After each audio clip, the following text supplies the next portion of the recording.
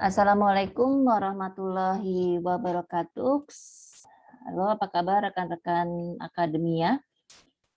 Saya di video kali ini akan membuat tentang atau menjelaskan tentang kontribusi, peranan, dan perkembangan media pembelajaran.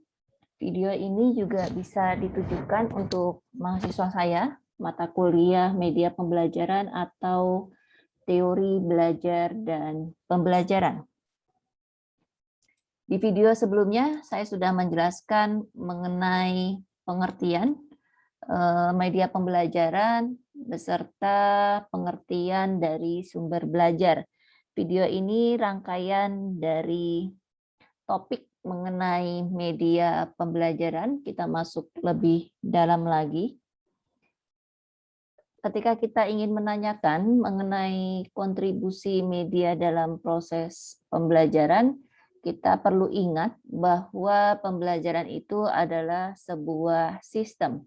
Sehingga keberadaan media pembelajaran menjadi hal yang penting dalam proses belajar dan pembelajaran untuk memastikan bahwa penyampaian pesan pembelajaran itu dapat lebih terstandar atau sistematis, dan kemudian siswa dapat lebih mudah memahami materi pembelajaran yang disampaikan oleh guru.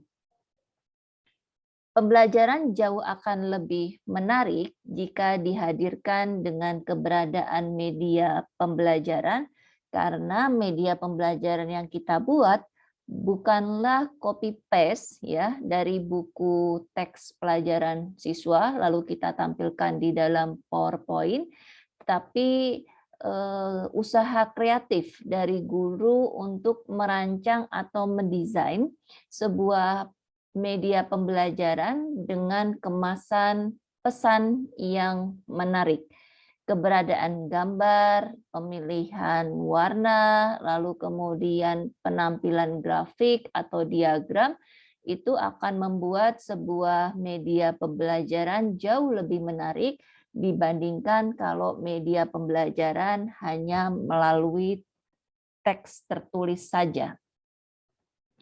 Pembelajaran akan menjadi lebih interaktif karena siswa bisa memperoleh penjelasan jauh lebih komprehensif dibandingkan dengan apa yang tertuang di dalam buku pelajaran teks.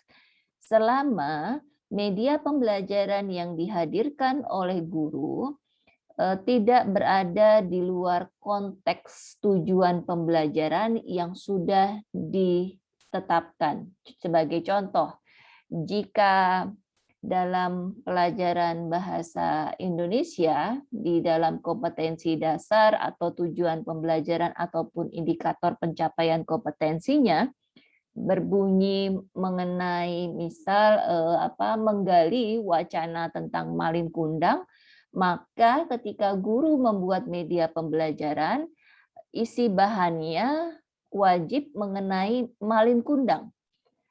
Tetapi hal yang berbeda jika di dalam KD atau indikator atau tujuan pembelajarannya itu hanya mengemukakan, menggali cerita-cerita rakyat tradisional, maka ketika di buku dicontohkan tentang cerita Malin Kundang, guru dapat menyajikan cerita yang lain dan itu dituangkan di dalam media pembelajaran.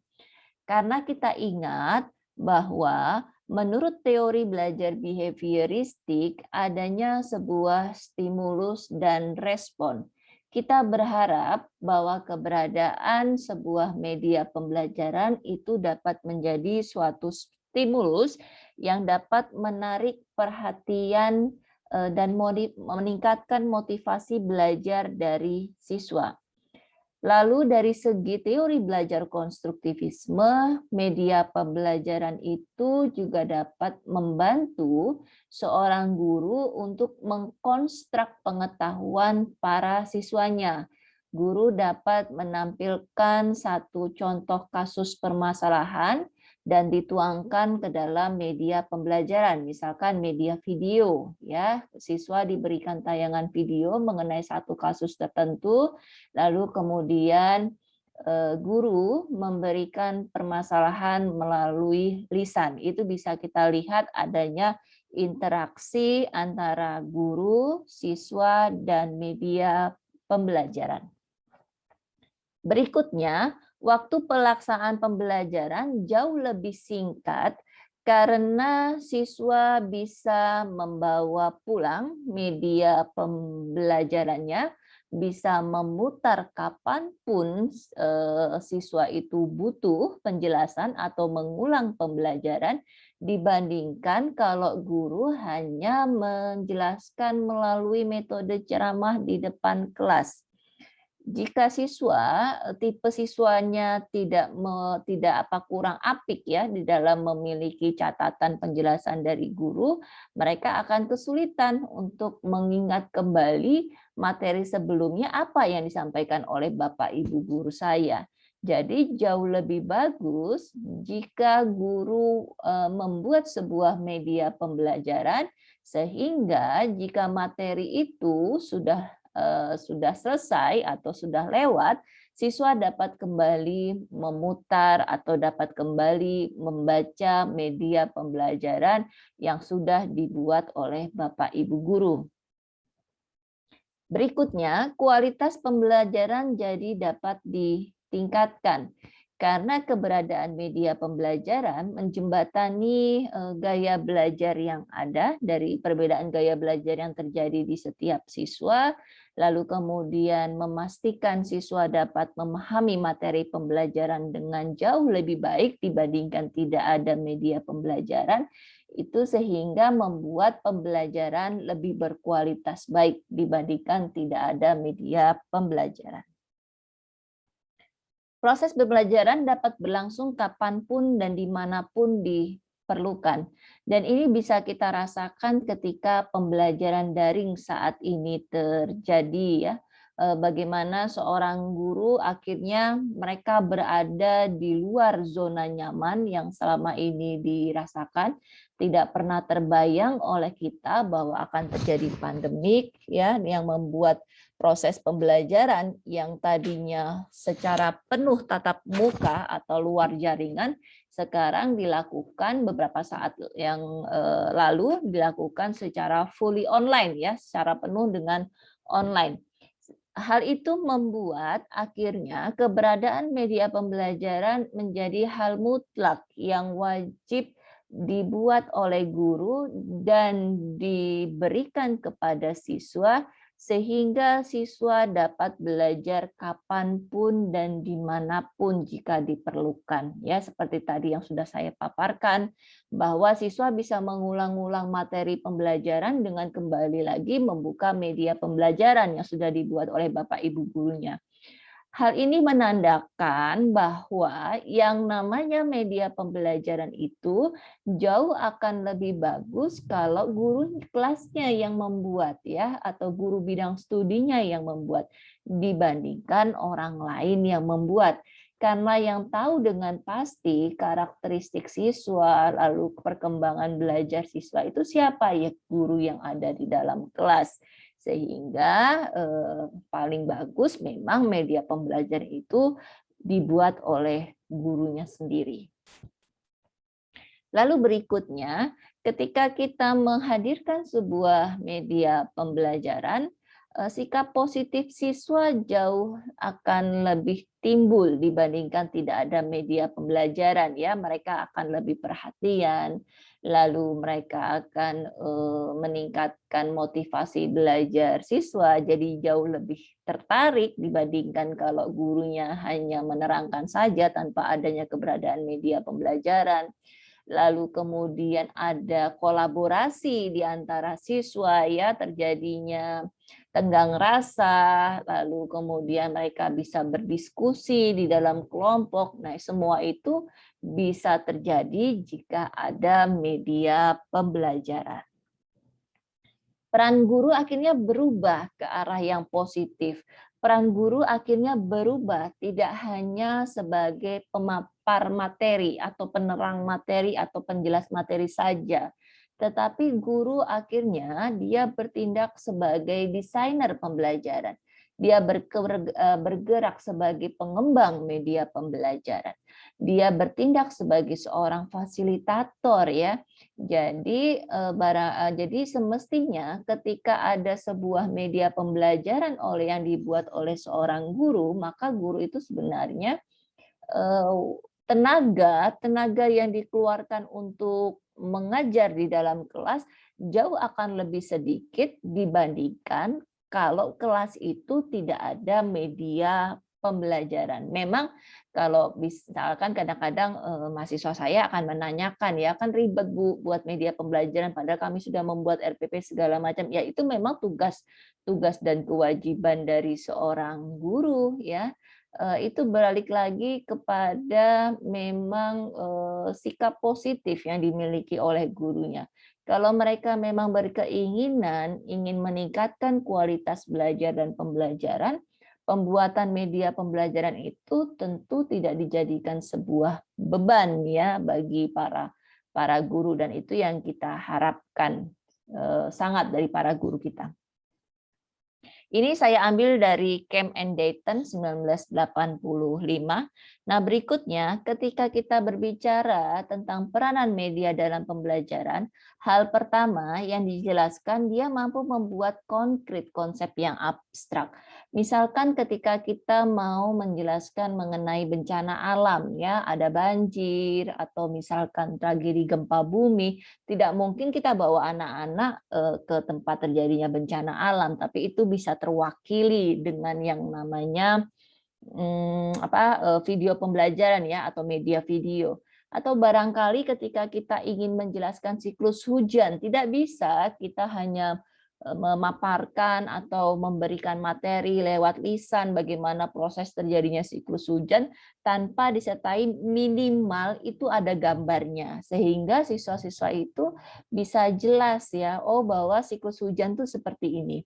Dan satu hal yang perlu diingat bahwa semakin muda usia peserta didik, maka media pembelajaran itu keberadaannya akan semakin penting. Meskipun bukan berarti bahwa bagi peserta didik yang seperti mahasiswa tidak perlu media pembelajaran, tetap wajib perlu.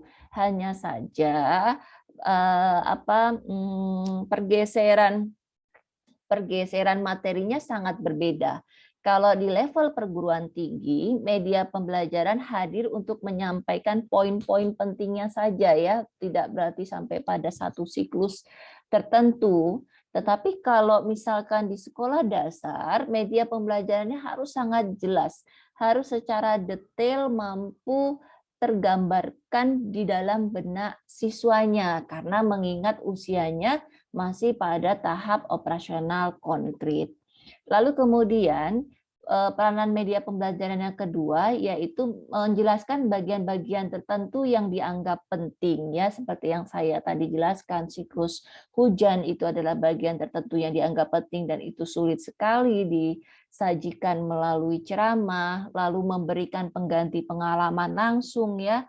Siswa bisa melihat seperti apa gempa bumi, siswa bisa melihat terjadinya pertumbuhan tanaman melalui video gitu ya, dan itu pengganti pengalaman langsung, dan siswa bisa melihat misalkan jalannya peredaran darah di dalam tubuh manusia yang tidak mungkin siswa itu bisa melihatnya secara langsung.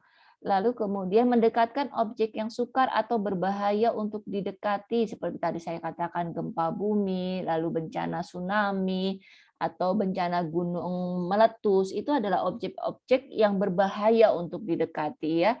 Atau misalkan kalau kita mengenal hewan-hewan karnivora gitu ya, seperti apa hewan karnivora, buaya, singa gitu. Nah, itu bisa kita lihat dari keberadaan media pembelajaran tanpa kita harus hadir di depan hewannya. Lalu kemudian memberikan pengalaman segi pengamatan. Memang keberadaan media pembelajaran itu dominasinya pada media visual ya, tetapi paling tidak itu jauh lebih bagus meskipun kalau menurut kerucut pengalaman Edgar Dale, ketika sebuah pengalaman belajar itu hanya melibatkan satu indera tertentu, biasanya pengalaman belajar yang diperoleh siswa itu masih tidak terlalu konkret ya, masih sangat abstrak. Tapi paling tidak dibandingkan guru itu hanya menggunakan metode ceramah, sudah pasti media gambar itu jauh lebih baik ya. Media gambar plus penjelasan dari guru. Menyajikan perbedaan warna ya. Biasanya kalau keberadaan media pembelajaran itu menariknya ada warna, dan warna-warna yang digunakan di dalam media pembelajaran itu sebaiknya memang warna aslinya ya, bukan berarti bahwa misalkan durian itu kita warnai menjadi warna merah karena kita senang, itu tidak mendekati warna aslinya, dan sebaiknya sama seperti warna aslinya ketika kita mau membuat sebuah media pembelajaran. Lalu kemudian menyajikan informasi yang memerlukan gerak. Misalkan kalau siswa itu dihadapkan pada cara berlari atau posisi posisi posisi sikap berlari, ataupun misalkan teknik di dalam membuat prakarya tertentu. Nah, itu jauh lebih bagus kalau kita hadirkan media pembelajarannya video, meskipun setelah media video itu ditayangkan, siswa-siswa itu mencobanya sendiri. Nah, ini Levin dan Lynch mengemukakan ada 4 fungsi media pembelajaran khususnya untuk media visual. Yang pertama yaitu atensi. Sudah tentu keberadaan media visual itu dapat menarik perhatian siswa ya untuk membaca. Diharapkan juga ketika kita membuat sebuah media visual dan memasukkan unsur gambar, gambar yang ada di dalam satu media visual itu memiliki makna. Bukan berarti gambar-gambar itu hanya sebagai estetika ya, sebagai hiasan. Misalkan contoh kita berikan ada gambar kupu-kupu terbang. Kalau materinya bukan tentang kupu-kupu, tidak perlu ada gambar kupu-kupu terbang. Karena gambar yang berlebihan di dalam sebuah media, terutama PowerPoint, itu jadi akan mengacaukan penglihatan siswa. Siswa lebih terpusat pada gambar yang bergerak dibandingkan materi pembelajarannya. Nah, lalu yang kedua itu adalah fungsi afektif. Fungsi afektif itu kita ingin menggugah emosi ya sikap siswa. Biasanya ini berkaitan dengan materi-materi yang menimbulkan rasa empati. Misalkan contoh ketika terjadinya bencana banjir di masyarakat dan guru ingin melakukan problem based learning, guru bisa menanyakan apa kira-kira saran ya atau tindakan yang bisa kita tolong terjadinya bencana banjir, dan gambar itu bisa berisi tentang peristiwa terjadinya banjir. Diharapkan ketika siswa itu melihat media visual, dia akan bisa merasakan ya situasi emosi yang terjadi di dalam media tersebut, dibandingkan jika kita hanya berbicara waktu itu ada bencana banjir, banyak orang yang mengungsi gitu ya, itu tidak akan terbayangkan dengan baik oleh siswa daripada melalui gambar.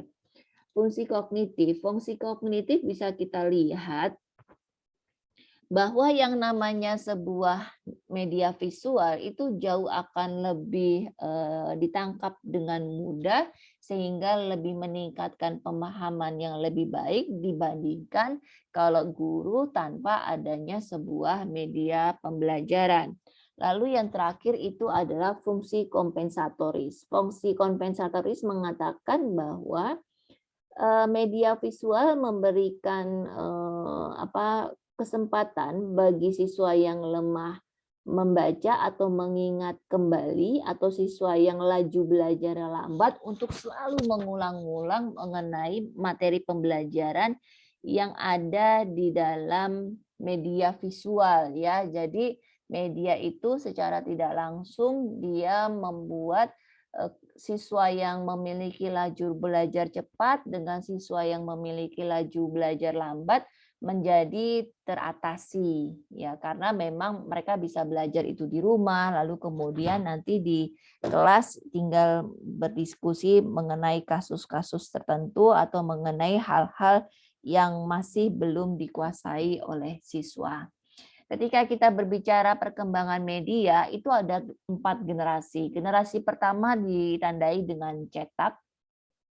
Meskipun sekarang media cetak juga masih ya tidak bisa kita tinggalkan, karena memang media cetak itu media yang paling murah dibandingkan jenis perkembangan media yang lainnya. Dia tidak membutuhkan internet, dia tidak membutuhkan alat tambahan ya, cukup dicetak saja dia bisa, meskipun memang media cetak itu ada beberapa kelemahan ya, tetapi dia lebih simpel, dia bisa dibawa kemanapun, tidak terkendala oleh listrik ataupun jaringan. Generasi yang kedua perkembangan media, dia ada radio, audio, itu adalah generasi kedua dan lebih dulu ada dibandingkan televisi sebagai generasi ketiga. Dan generasi keempat itu adalah komputer atau jaringan. Nah, bersyukurlah kita hidup di dunia internet ya, serba internet, sehingga kendala-kendala yang terjadi ketika pandemik itu bisa teratasi ya. Dengan catatan memang di area itu terdapat akses jaringan internetnya. Nah, ini adalah jenis-jenis media, ada media cetak, ada media radio, audio, televisi, video, dan komputer jaringan. Media audio itu adalah media yang melibatkan atau bisa ditangkap oleh indera telinga, sehingga jenisnya ada radio, ada piringan hitam, ada tape, ada kaset recorder. Meskipun sekarang mungkin kaset recorder itu semakin jarang ya kita temui, kalau dulu kan masih ada, tapi sekarang sudah semakin jarang. Ini adalah media visual. Media visual itu media yang melibatkan satu indera penglihatan ya. Tidak melibatkan indera pendengaran, hanya indera penglihatan saja. Contohnya ada foto, ada model, ada realia, ada gambar, ada lukisan ya, banyak macamnya. Nah, ini media audiovisual. Media audiovisual artinya dia melibatkan 2 indera, indera penglihatan dan indera pendengaran. Jadi ada unsur suara dan ada unsur gambar ya. Ada audiovisual diam, itu suara dan gambar diam seperti sound slide atau film rangkai suara dan cetak suara. Mungkin sekarang ini jarang ya seperti ini. Ada audiovisual gerak, yaitu seperti film suara dan video kaset yang sekarang ini sedang banyak, itu adalah yang audiovisual gerak. Tren pemanfaatan media kita bisa melihatnya pada 4 hal, ada integrasi, ada konvergensi, ada interaktif, ada online jaringan. Integrasi itu mengatakan bahwa media itu melibatkan 2 atau lebih media yang dimanfaatkan secara terpadu untuk saling mengisi dan saling melengkapi. Contohnya media audiovisual, itu berarti dia masuk ke dalam kecenderungan pemanfaatan media secara integrasi.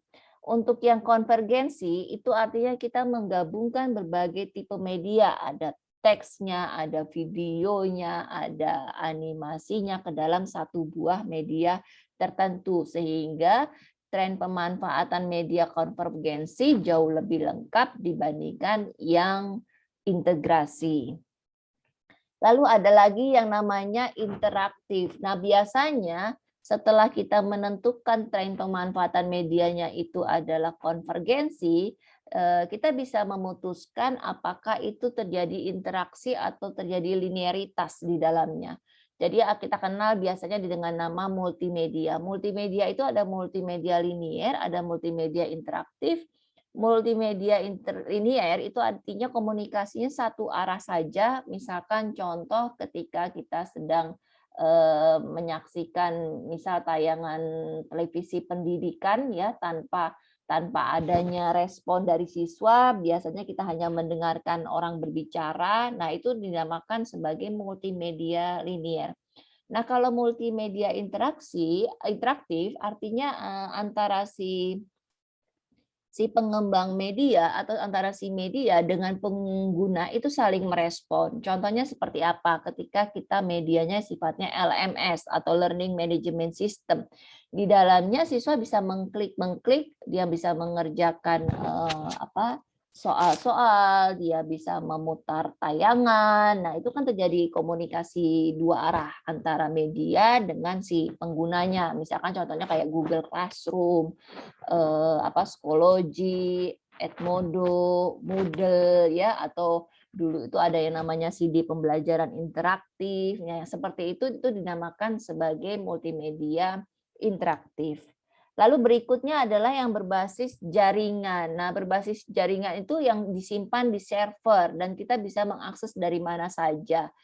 Misalkan mobile learning ya, bisa kita masukkan ke dalam Play Store atau kita bisa mengunduh e-book ya, kita bisa membukanya di smartphone atau misalkan juga kita membuat blog ya, membuat blog pendidikan. Nah, kita tuliskan di dalamnya, seorang guru menuliskan materi semuanya dituangkan ke dalam blog. Lalu kemudian siswanya diminta untuk membaca blog harian dari si guru. Nah, itu dia berbasis jaringan. Tapi memang tren pemanfaatan media yang berbasis jaringan itu mutlak diperlukan fasilitas atau sarana prasarana yang sangat mendukung ya. Tidak sesederhana kalau tren pemanfaatannya hanya melalui integrasi ya.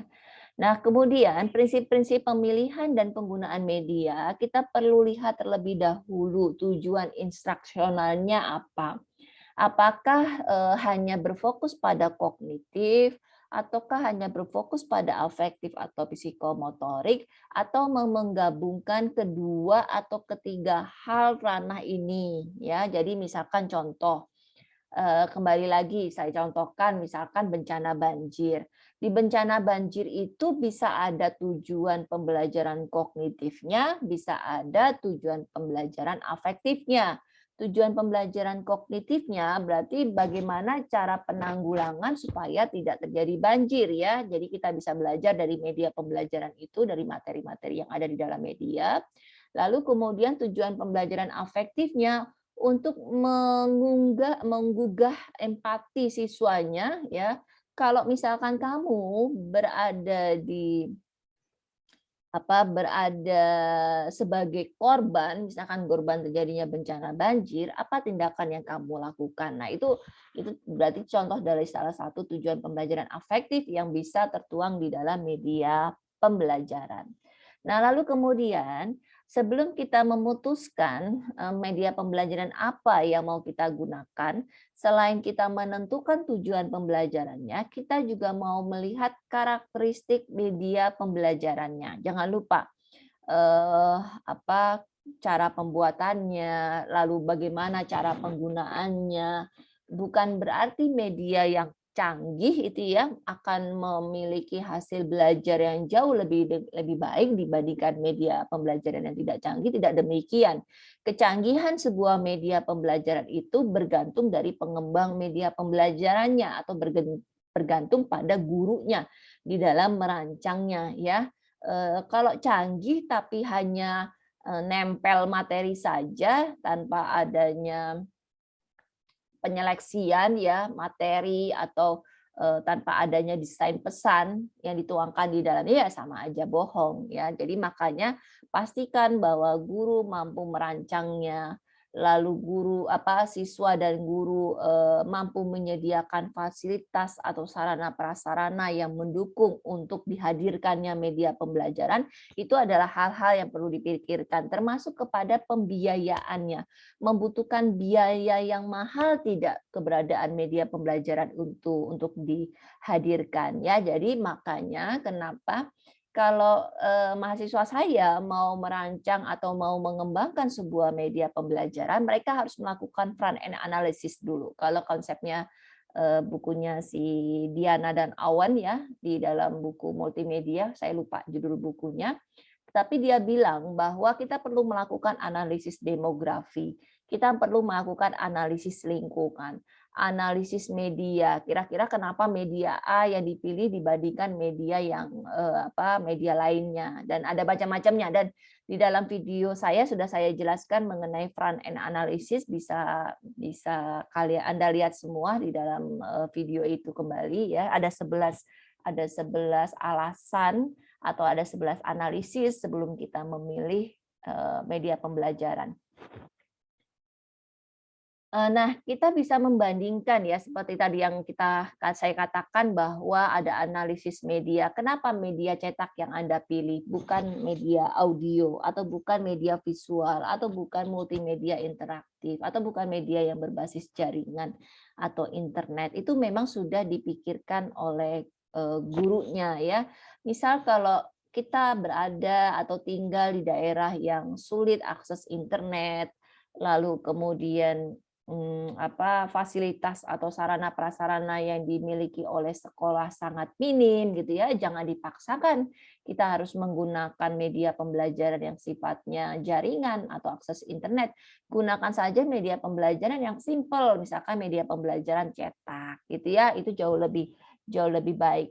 Nah, prinsip-prinsip Nana Sujana mengatakan sebaiknya setelah tujuan pembelajaran itu ditentukan, kita menentukan dulu jenis media yang mau dipilih itu apa.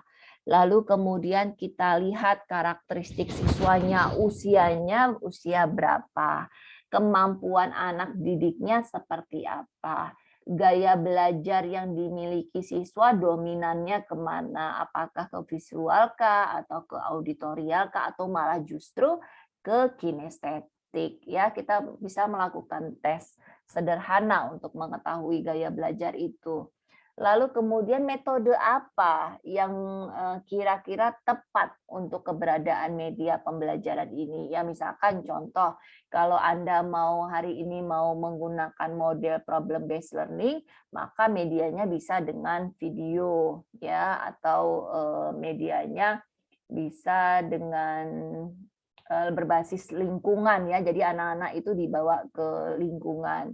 Tetapi kalau memang problem based learning lalu kemudian medianya Anda pakai dengan gambar, ya itu kurang pas, karena model problem based learning itu agak lebih artinya siswa itu lebih mendalam ya untuk menyelesaikan satu kasus permasalahan tertentu. Dia membutuhkan banyak sumber referensi, sehingga media pembelajaran yang diharapkan di dalam model problem based learning ini jauh lebih kompleks ya, atau jauh lebih lengkap unsurnya dibandingkan hanya media gambar saja.